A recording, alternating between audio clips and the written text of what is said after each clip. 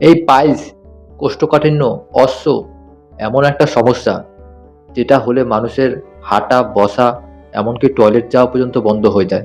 না খেতে ইচ্ছা করে, না বসতে ইচ্ছা করে, না শুতে ইচ্ছা করে। যখন আপনি পটি থেকে আসবেন, পটি থেকে আসার পর যখন আপনার এই অশ্ব, এই কোষ্ঠকাঠিন্যের জন্য যখন আপনার খুব জ্বালা যন্ত্রণা হবে, তখন সেই মুহূর্তে কি করলে আপনার সেই ব্যথা কমবে সেটা নিয়ে আলোচনা করব।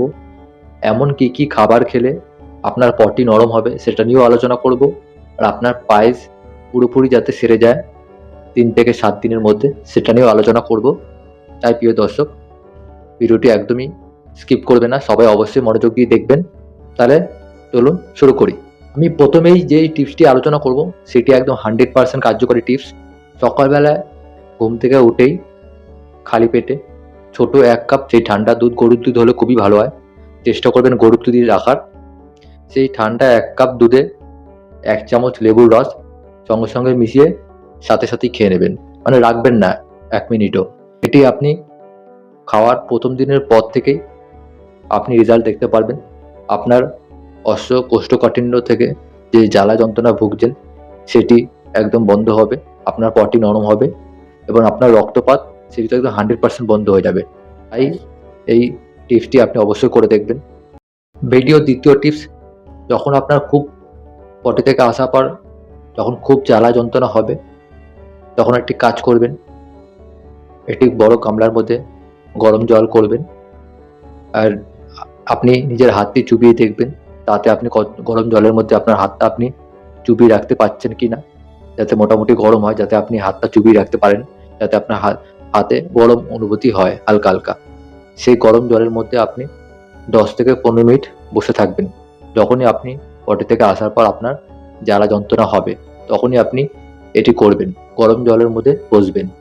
এই প্রক্রিয়াটির নাম হচ্ছে সিট বাথ, মানে গরম জলের মধ্যে বসা। এটি করার ফলে আপনার সাথেই 15 থেকে 20 মিনিটের মধ্যে আপনার যে অশ্ব কোষ্ঠকাঠিন্যের যে ব্যথা এটি সঙ্গে সঙ্গে কমে যাবে। আর আপনি চাইলে প্যারাসিটামল অর্ধেক ভেঙে খেতে পারেন, তার সাথে এর ফলেও আপনার ব্যথা অনেক কমবে। আমাদের ভিডিও 3 নম্বর টিপস, আপনি সারাদিনে একটু বেশি করে জল খাবেন। ভাজা, তেলে ভাজা, বাইরের রাস্তার খাবার, ফাস্টফুড এসব খাবেন না। সকালবেলায় ব্রেকফাস্টে ফল খাবেন, ফলটা, শাকসবজি এসবই বেশি খাবেন। ভাত আর রুটি একটু কম খাবেন। কলা তো অবশ্যই রোজ 2টো করে খেতে হবে সকালবেলায়। আর সারাদিনে যতবার পারবেন জল খাবেন। আমি যেই টিপসগুলো বলছি এগুলো 100% কার্যকরী টিপস, শুধু আপনি একটু মেনে চলবেন। আর যদি কারোর কোনো প্রশ্ন থেকে থাকে প্রিয় দর্শক, অবশ্যই কমেন্টে জানাবেন, আমি তার অবশ্যই রিপ্লাই দেব।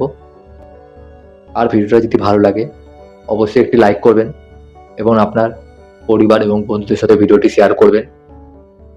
আর আমার এই চ্যানেলে এরকম ভালো আরও হেলথ টিপস পেতে আমার এই চ্যানেলটি অবশ্য সাবস্ক্রাইব করে আমার পাশে থাকবেন। সবাই ভালো থাকবেন, সুস্থ থাকবেন। নমস্কার।